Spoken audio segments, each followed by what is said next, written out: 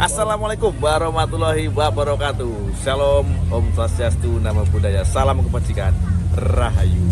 Oke, Lur Sugeng Dalu, selamat malam. Jumpa lagi dengan saya Aprila dari Remau. Iki aku mulai nyekel tekan. Apa? Keris. Kok tekan iki?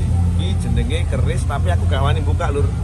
Iki dari kayune wis apa ning ngarani warongko ya. Aku kasih jelas nih, Lur. Aku coba kalau tanya sama ahlinya. Ini ada Gus Adrian dari Tlatah Nganjuk. Ahlinya ahli bab perkerisan dan pusaka. Makanya aku harap takon. Selamat malam. Mau dijun itu? Siap. Selamat malam. Selamat dulu sama netizen.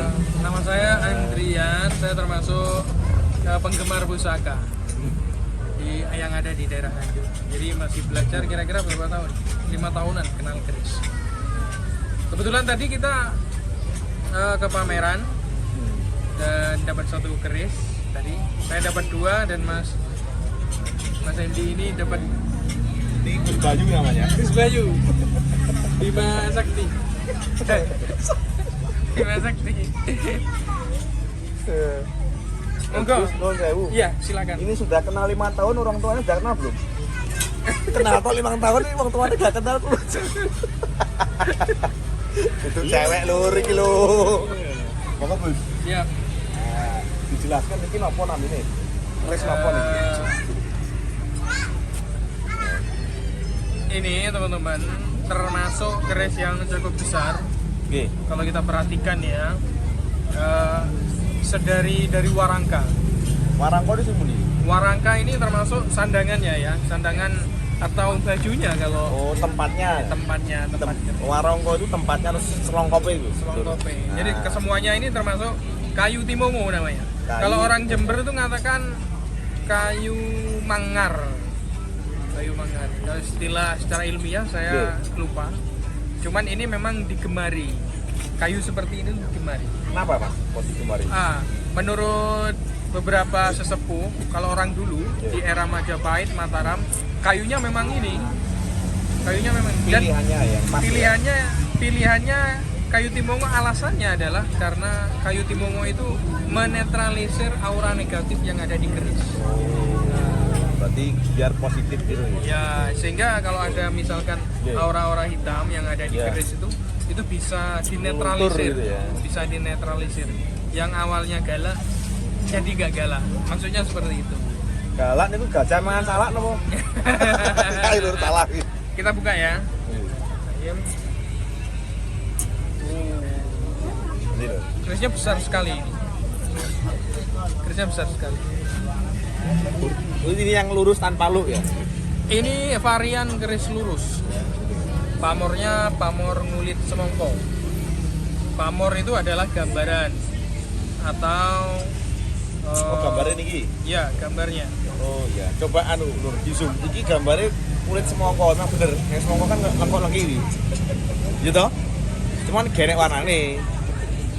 Iki tilam sari loh, Mas. Tilam sari itu apa boleh?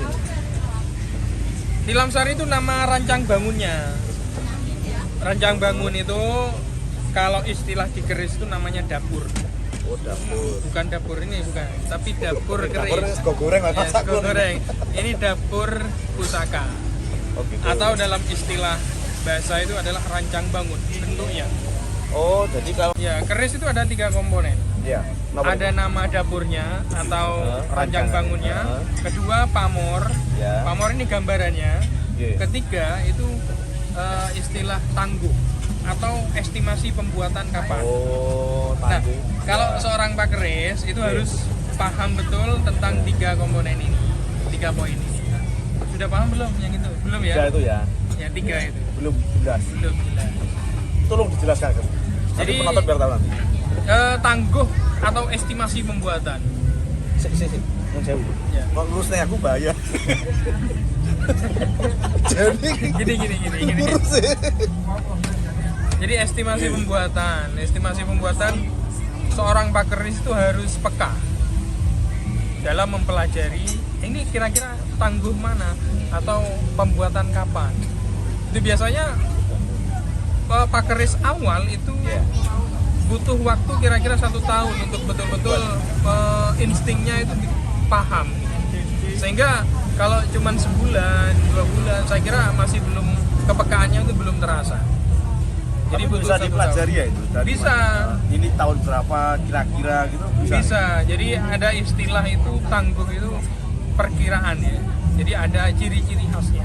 Oh gitu. Jadi sudah ada di beberapa serat kuno itu menjelaskan tangguh Singosari ciri-cirinya seperti ini, tangguh Mataram ciri-cirinya seperti ini. Itu sudah dijelaskan.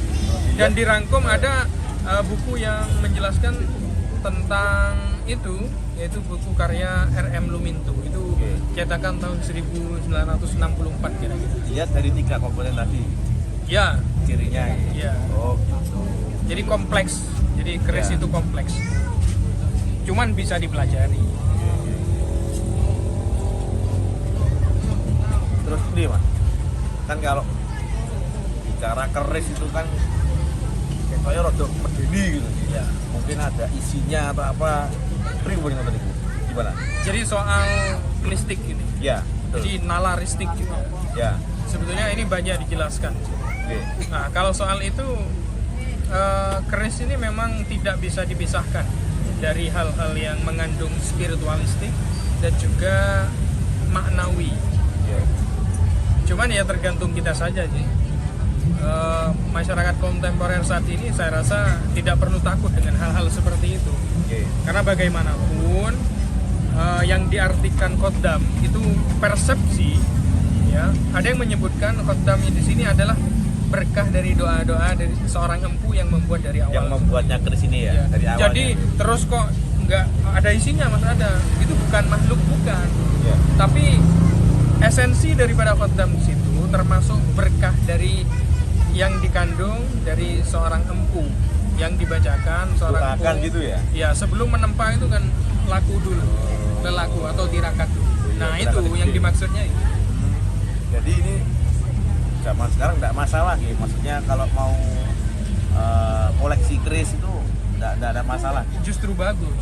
Kan biasanya kan takut aku kok nek koleksi kok diuber-uber karo sing iki gak cocok, gak diopengi, Oh, ndak. gak dikasih minyak, kasih apa itu namanya Mas? Mori, merawatnya itu Sebenarnya takut itu.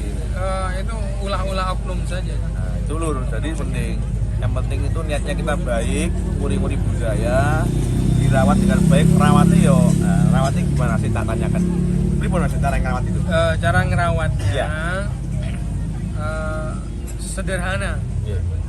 Paling tidak kalau masih dalam keadaan kotor itu dibersihkan, ya dibersihkan, direndam pakai senyawa asam atau pakai kalau secara ini apa yang alami seperti halnya air kelapa, air jeruk itu paling tidak 2 kali 24 jam untuk menghilangkan karat.